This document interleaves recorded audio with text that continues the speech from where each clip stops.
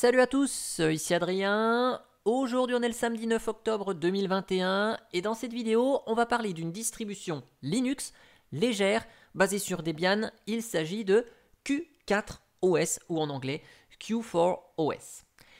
Elle est basée sur Debian, mais vous le savez, la Debian 11 est sortie il y a quelques semaines déjà et donc toutes les distributions basées sur Debian se mettent à jour progressivement. C'est donc le cas de cette Q4OS. Mais son objectif, à elle, c'est d'être légère et ça va être très pratique pour installer sur du matériel un peu plus ancien, surtout si on souhaite continuer à utiliser du vieux matériel. Alors, j'ai déjà expliqué les objectifs de cette distribution, on l'a testé ensemble à travers une vidéo. Là, je vais me focaliser sur la consommation et l'usage sur un matériel ancien. Ça veut dire qu'on ne va pas utiliser de machine virtuelle, mais on va bien l'utiliser sur une machine réelle. Alors je vous mettrai dans le descriptif de la vidéo le lien vers le site officiel, ainsi que le lien vers l'article qui annonce la sortie de cette Q4OS 4.6, petit nom Gemini. Et ce qu'on peut remarquer ici, dans la nouvelle, c'est que certes c'est basé sur Debian 11, mais qu'on a deux environnements de bureau, KDE Plasma 5.20, donc une base KDE 5, et optionnellement on peut récupérer l'image d'installation avec Trinity Desktop. Donc Trinity Desktop, c'est le fork de KDE 3, c'est historiquement avec cet environnement de bureau que Q4OS était livré. Donc on a la possibilité de récupérer aussi bien l'édition KDE Plasma que l'édition avec Trinity Desktop. Cependant, on voit dans la nouvelle ici que KDE Plasma est un petit peu plus mis en avant que Trinity.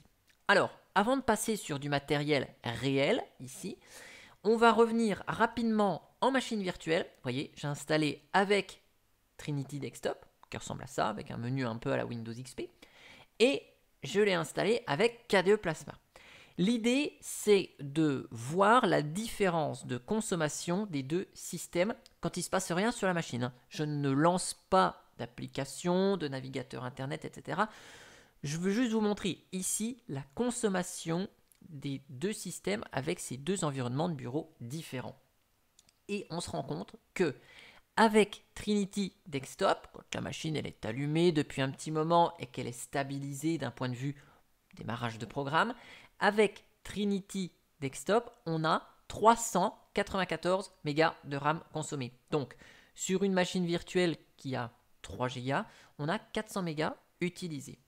Quand on est avec KDE Plasma 5, ici, donc on a des logiciels un peu plus récents d'un point de vue environnement de bureau, peut-être plus de fonctionnalités effectivement, on va constater que après grosso modo le même temps de fonctionnement sur cette machine, vous voyez, tant que tous les programmes se lancent, on est plutôt proche des 600 mégaoctets.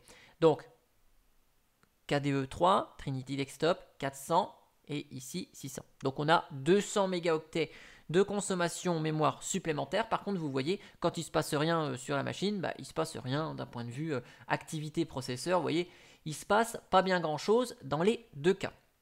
Donc ça, c'était vraiment pour vous faire la comparaison de l'utilisation de la mémoire. Donc si vous êtes très juste en mémoire, vous pouvez grignoter quelques mégaoctets en utilisant l'environnement de bureau Trinity Desktop. Maintenant, on se donne rendez-vous avec la carte d'acquisition sur le PC portable de test, qui est un Toshiba. Ok.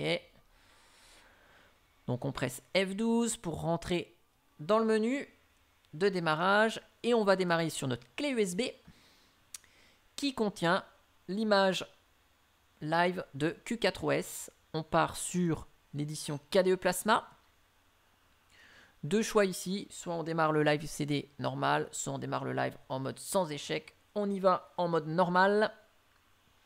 Alors pour information, l'image d'installation de Q4OS avec Trinity Desktop, environnement de bureau plus ancien historique de Q4OS, 1,1 Go, et l'image d'installation avec KDE Plasma 1,3 Go. Si vous avez besoin de télécharger tout ça.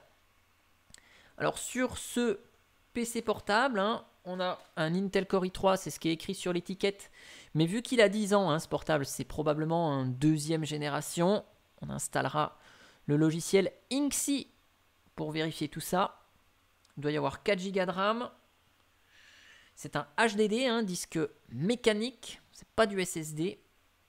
Il y a une carte Nvidia, très ancienne certes, sur laquelle est branchée en HDMI la carte vidéo d'acquisition, pour que vous voyez ce qui se passe sur cette machine. On a une webcam, on a du Wi-Fi également, mais pas 5 GHz. Donc là, on est vraiment sur du matériel qui a 10 ans, qui est d'époque, et donc c'est un PC qui va être parfait pour tester ce système léger. Donc là, on a la configuration du système qui s'est affichée, et là, je ne sais pas si c'est parce que j'ai un double écran ou non, mais vous voyez, on a une petite pop-up qui nous demande de paramétrer les écrans. Donc on va paramétrer tout ça. Ici, je vais juste mettre la carte d'acquisition OK, en écran primaire. Comme ça, les fenêtres vont se lancer dessus à chaque fois. On a du Wi-Fi qui est détecté.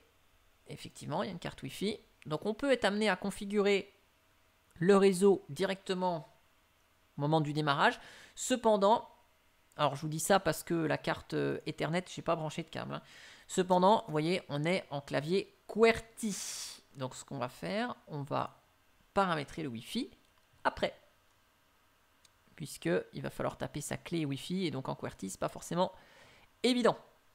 Donc là, je vais sélectionner la langue, français, French, ok.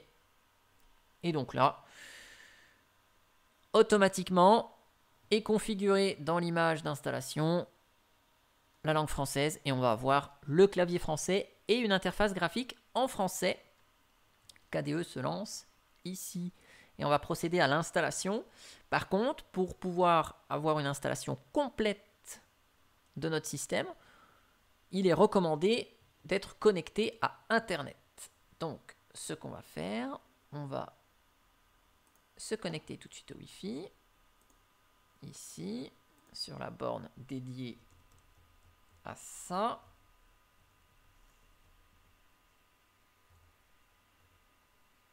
Voilà. Ok, définition de l'adresse réseau, nickel. Donc, on va lancer le processus d'install. Donc sur le deuxième écran, il y a juste le petit écran d'accueil, peu importe, on verra ça plus tard. Et donc voici l'outil d'installation de la Q4OS Gemini. Suivant, le fuseau horaire est bon, le clavier c'est bon, tout est préconfiguré parce qu'on a choisi français juste avant. Ici, 4 possibilités, Q4OS pur, vraiment environnement de bureau minimaliste et on va personnaliser l'installation à la main après. Le live, Q4OS Live, c'est tout ce qu'on a dans le Live CD. Donc on va retrouver uniquement les applications qui sont là dans le Live CD, c'est-à-dire juste Google Chrome comme navigateur internet avec Conqueror, 2-3 outils KDE. Et puis dans Bureautique, vous voyez, il n'y a pas grand-chose, juste une visionneuse PDF et quelques utilitaires présents sur la machine, pas grand-chose. On a Basic, donc là c'est un environnement de bureau qui va être un tout petit peu plus complet avec les applications qui vont bien, qui sont utiles la plupart du temps.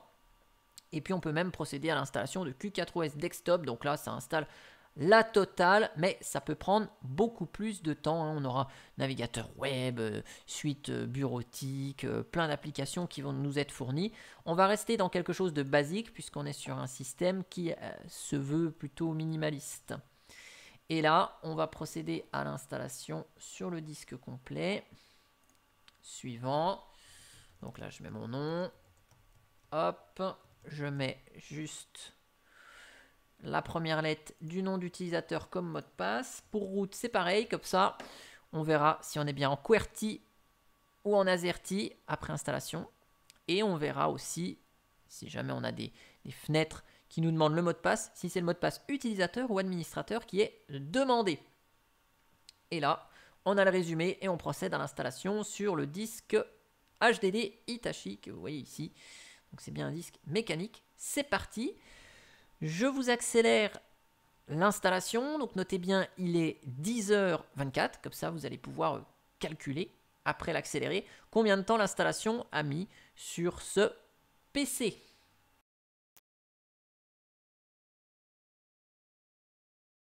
Donc une fois l'installation de base terminée, vous voyez ici, il applique le profil desktop. Donc il va nous installer le surplus, ce qu'on a choisi parmi les 4 choix tout à l'heure. Et là, c'est ici qu'on a besoin de la connexion Internet pour aller récupérer ce qu'il y a besoin en plus. Et après, il nous fait un petit peu de ménage. Vous voyez, il nous supprime Calamares. Donc je laisse la suite se dérouler. Je vous reprends quand c'est vraiment terminé. Et voilà, donc l'installation est terminée. On va redémarrer maintenant. Il est 10h34. Ça a donc pris 10 minutes avec le téléchargement mais des paquets supplémentaires. Hop, waouh, ça fait du bien quand la machine s'arrête de souffler. Je retire la clé USB. Super.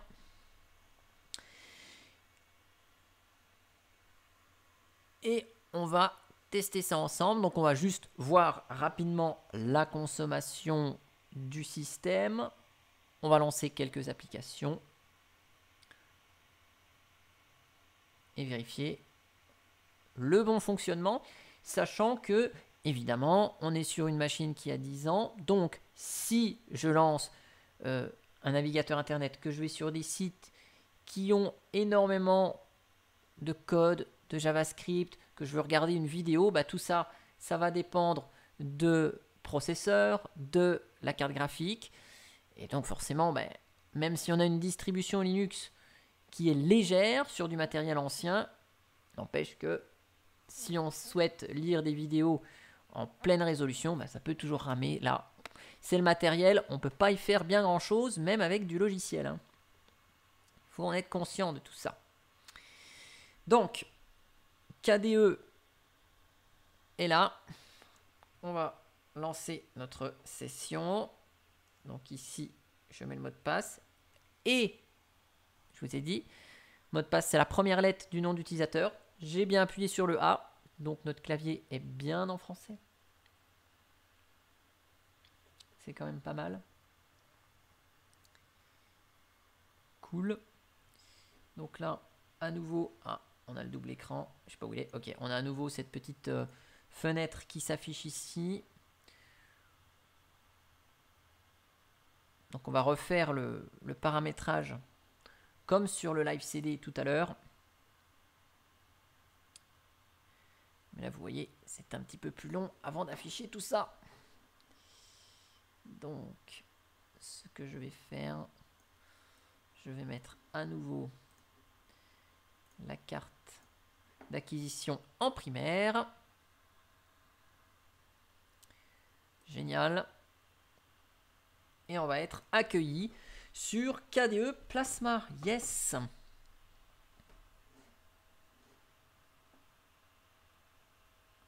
Donc toujours un petit peu long à lancer. Normal, on n'est pas sur un SSD, je vous le rappelle. C'est là qu'on voit que distribution légère ou pas, environnement de bureau léger ou pas, si on a des disques mécaniques, ça prend toujours du temps. Si on a des cartes graphiques faibles, eh bien lire des vidéos, ce sera toujours complexe. Hop là, voilà. Donc l'écran d'accueil, il est toujours ici. Très bien. Le Wi-Fi, c'est bien reconnecté. Nickel. Donc là, je vais lancer un petit htop puisqu'il était déjà préinstallé sur l'image live. Ok, donc là, il n'est pas sur le bon écran. Très bien. Donc vous voyez tout à l'heure, dans la machine virtuelle, je vous avais montré, on était à plutôt 600 mégas. Je vous remontre ici la machine virtuelle avec KDE. Hop, hop. Je repasse ici. Vous voyez, machine virtuelle, 593 mégas de RAM. Parce qu'on avait 3 Go de RAM. Ici, vous voyez, on a un peu plus de RAM sur ce PC. Et pourtant, la consommation mémoire est un peu plus faible. Donc, ça, ok. D'un point de vue processeur, vous voyez, il y a un peu plus de charge avec KDE Plasma. On est un peu moins léger d'un point de vue consommation de ressources processeur que dans la machine virtuelle. Probablement, il se passe encore des petites choses en arrière-plan. Ce qu'on va faire, hop, on va voir les logiciels installés avec cette installation de base. Donc, en bureautique, vous voyez, on n'a que la visionneuse. Ici, configuration, on n'a que l'outil de configuration système, qui est le panneau de configuration de KDE. Dans le navigateur, dans la partie internet, on n'a que Conqueror. Donc vous voyez, on a un environnement de bureau qui est complet, mais on n'a pas d'application supplémentaire. On a tout ce qui va bien dans KDE, donc le gestionnaire de partitions, le gestionnaire de fichiers, le centre d'information, le moniteur système. Voilà. Mais après, côté application, il va falloir installer tout de notre côté. Donc au niveau du gestionnaire d'application, oups, je vous mets sur le bon écran.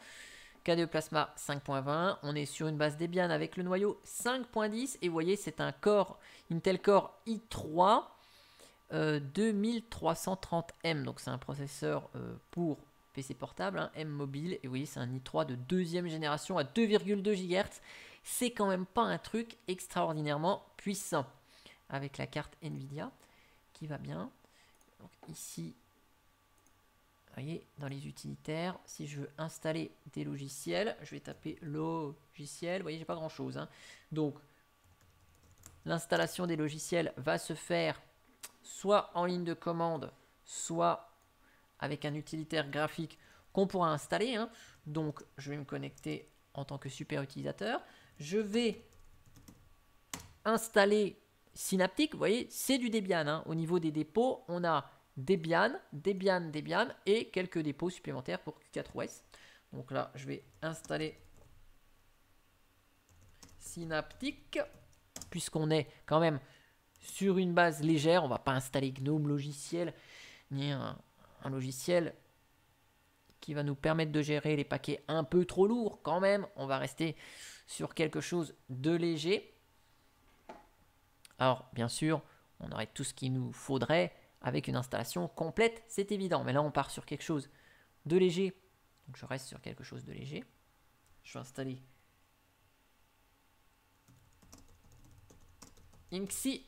On a vu. Ah bah, Inksy est déjà installé. Ok, donc je vous montre toutes les spécificités du PC.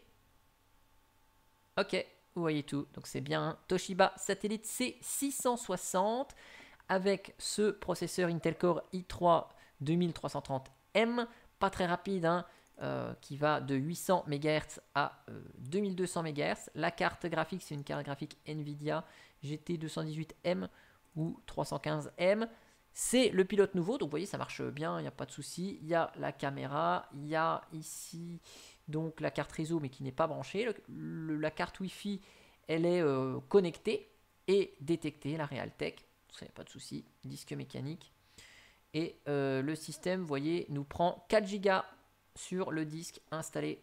Tout est parfaitement détecté. Vous voyez, même les températures. Génial. Donc là, on va aller installer quelques applis pour compléter notre Logitech avec Synaptic. Donc vous voyez ici, est-ce que c'est le mot de passe de route ou de l'utilisateur? Je mets celui de route, ça ne fonctionne pas. Donc ici, c'est bien une authentification avec le mot de passe utilisateur.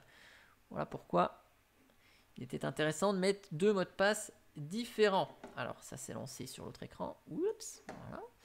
On va installer tranquillou quelques applis. Donc, Firefox.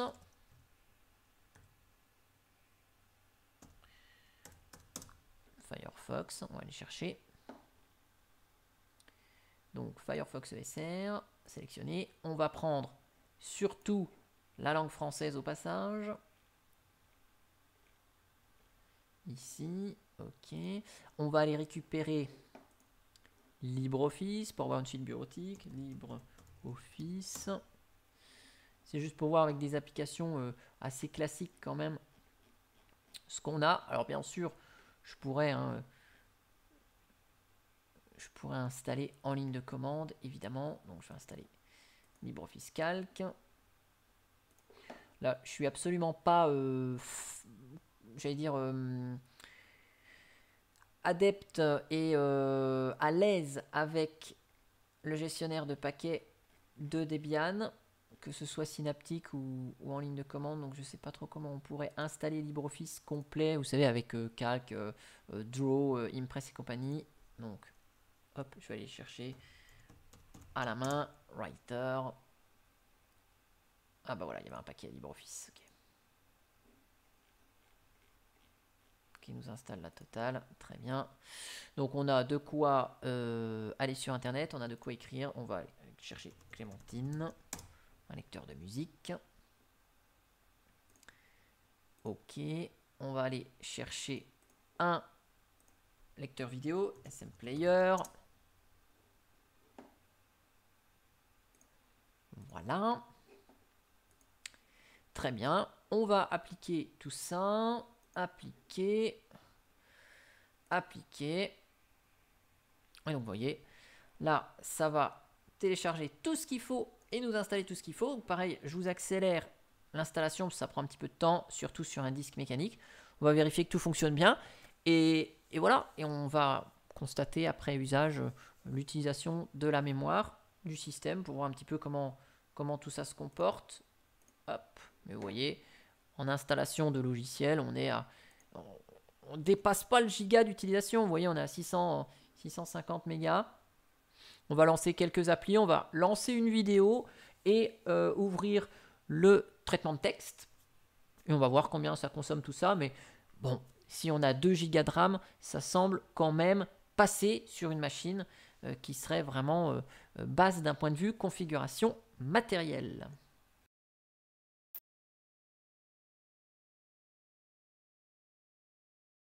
Et voilà, donc tout est installé. On va se regarder rapidos comment tout ça se comporte. Je vais laisser ça ouvert. Hein. Hop. Donc Firefox. On va ouvrir de la bureautique.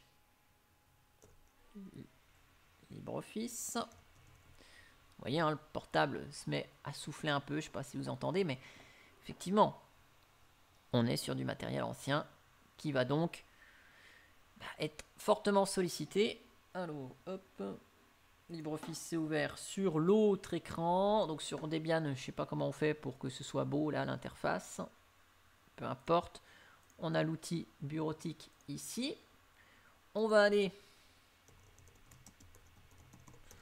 lire une vidéo rapidement. J'accepte. Ok. Très bien. Donc là, ça, on va fermer. Alors, je vais vous monter le son ici, mais on a bien du son. Ok. Hop, passer les annonces. Ignorer l'essai. Et donc là, vous allez m'entendre. Voilà. Donc, le son fonctionne. Cependant, hop, si je mets en pause la vidéo, regardez, ici en automatique, il se met en 360p. Bien sûr, si je me mets en 1080p, ça va encore plus solliciter le matériel. Mais regardez, on va laisser la vidéo lue. Ok, je vais juste baisser le son pour que... Très bien. On fait un petit peu de bureautique et tout ça, ça consomme combien? Jack. Ok, vous voyez, on est à 1,41 Go de RAM consommé. Vous voyez, le processeur, bah ouais, Firefox est fortement sollicité par la lecture de vidéos. Donc, une distribution légère permet de faire beaucoup de choses d'un point de vue utilisation de mémoire parce qu'elle va en consommer moins sur le système, donc on en aura plus pour les programmes. Cependant, si le matériel est trop ancien, vous voyez, rien que la lecture d'une vidéo en arrière-plan sollicite énormément le processeur. Cependant, pour des actions vraiment basiques sur le système, ça peut très bien faire le job et on voit que cette Q4OS ou Q4OS remplit cela, même si derrière, si vous faites l'installation de base, il faut compléter la Logitech avec ce qui vous intéresse, mais on reste sur cet esprit de minimalisme. Mais par contre, qui dit minimalisme dit moins d'outils, donc forcément un peu moins convivial. J'espère en tout cas que cette vidéo sur cette Q4OS vous aura plu. Et moi, je vous dis à bientôt pour une prochaine vidéo. Allez, ciao ciao!